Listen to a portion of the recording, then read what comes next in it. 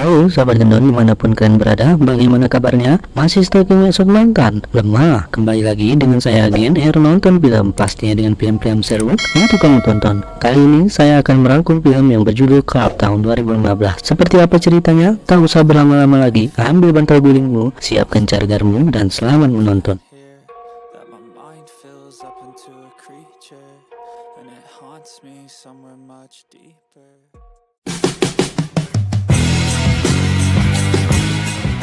Terlihat seorang wanita cantik yang bernama Lori, tentunya bukan janda tertutup, sedang menuju ke kota Denver untuk menyusul suaminya dalam rangka gladi bersih pada acara pernikahannya. Di tengah perjalanan, Lori berhenti untuk mengisi bahan bakar sambil melakukan video call bersama adiknya. Dalam percakapannya, tampaknya Lori kurang antusias dalam acara pernikahannya itu. Tidak tahu pasti kenapa Lori ini jadi bad mood. Mungkin saja merasa bosan selalu ditanya tentang masalah kapan nikah, yang kemudian sontak Lori menjawab, "Saya jawab sekarang atau saya pilih tirai nomor 3. Begitu kira-kira. Saat melakukan perjalanan, tanpa diduga mobil Lori tiba-tiba mogok. Karena hal itu, Lori kemudian turun untuk mengecek mobilnya. Lori yang ternyata bukan lulusan anak STM merasa kesulitan untuk memperbaiki mobilnya yang berada di jalan sepi tanpa jaringan, yang membuat Lori susah untuk menghubungi mekanik langganannya. Karena cuaca yang sangat panas, di dalam mobil tanpa sengaja Lori menumpahkan minuman yang mengenai bajunya. Ia pun kemudian pergi ke bagian belakang mobil untuk mengganti pakaiannya. Saat akan mengganti bajunya, ada seorang pria asing memergokinya sedang berganti pakaian, yang membuat Lori terkejut. Pria itu bernama Chris, yang kebetulan lewat di jalan tersebut. Lori pun kemudian menjelaskan situasinya kepada Chris bahwa mobilnya mengalami kerusakan, yang membuat ia berada di tempat itu. Berbekal ilmu tutorial dari YouTube yang seringnya lihat, Chris selalu mencoba untuk memperbaiki mobil Lori dengan skill coba-coba berhadiahnya. Chris tampaknya berhasil membuat mobil Lori bisa hidup kembali. Tentu saja Lori sangat senang dengan kebaikan Chris tersebut, sehingga hal itu membuat Lori memberikan tumpangan kepada Chris.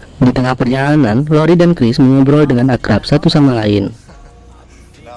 Tak berapa lama, di tengah obrolan, tampaknya Chris mencoba untuk mengajak Lori untuk kumpul dan bertingkah sangat aneh, yang membuat Lori seketika memerintahkan Chris untuk keluar dari dalam mobilnya. Namun, Chris yang telah merencanakan untuk melakukan pengencian sebuah ujung jalan mengancam Lori dengan pisau dan memerintahkan Lori untuk terus melanjutkan perjalanan. Saat melanjutkan perjalanan, Lori lalu memikirkan cara bagaimana untuk bisa terbebas dari ancaman Chris. Sesaat setelah itu, Lori melihat Chris tidak memakai sabuk pengaman, yang membuat Lori memberanikan diri untuk menabrakkan mobilnya ke pembatas jalan.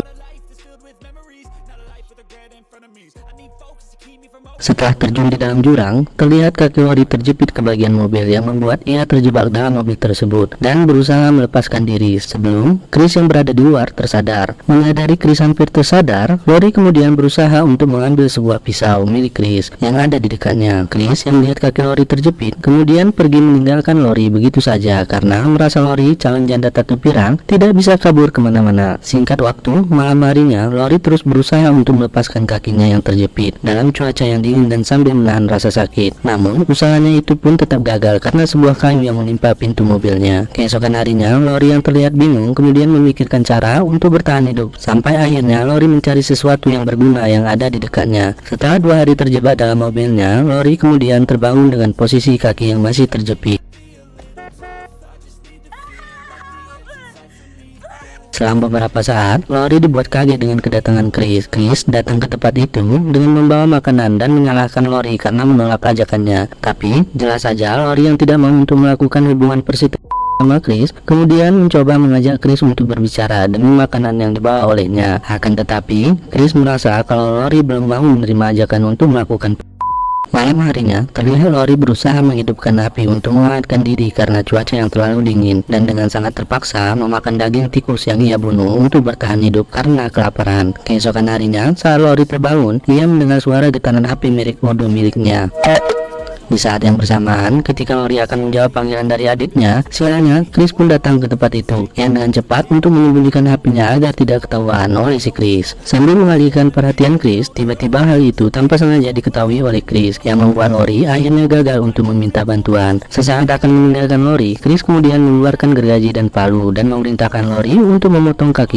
Jika ingin keluar dari dalam mobil itu, tentu keputusan ini bukan hal yang mudah bagi Lori untuk melakukannya. Saat malam harinya, Lori yang merasa kehausan berniat untuk meminum air herbal miliknya. Namun, beruntungnya kemudian turun hujan yang membuat Lori akhirnya tidak jadi melakukan atraksi minum air itu. Tak lama berselang, Chris datang menemui Lori. Lori yang pura-pura tewas kemudian berusaha menyerang Chris dan merebut kunci mobilnya agar Lori bisa menghidupkan alarm mobil yang membuat siapapun yang lewat akan mengetahui keberadaan mereka. Chris pun lalu bergegas menuju mobil curiannya sebelum ada orang lain yang menyadarinya. Sesaat setelah itu, tanpa seorang polisi menghampirinya, Chris membuat alibi dengan mengatakan kalau mobilnya sedang mengalami masalah karena baterai RBC second yang dibelinya. Namun seketika polisi itu akan pergi, ia pun seperti mendengar klakson dari dalam jurang yang membuatnya curiga kepada Chris. Chris yang tak mau aksinya diketahui oleh polisi, kemudian membuat alasan untuk meminta tumpangan kepada polisi agar pergi dengan segera dari tempat itu. Lori yang berada di dalam jurang merasa frustasi dan stres bagai gaji yang tak kunjung cair. Lagi-lagi usahanya gagal dan memutuskan untuk memotong kaki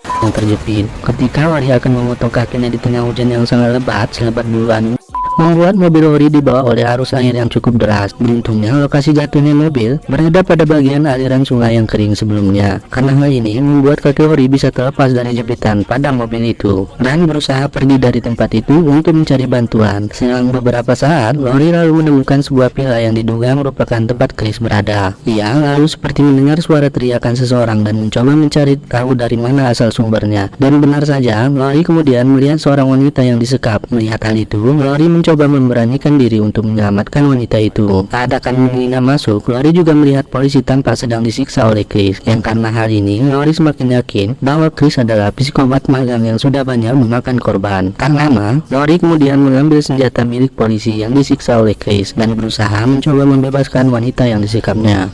Di waktu yang bersamaan, Chris yang telah selesai membunuh seorang polisi kemudian kembali ke kamar villa itu.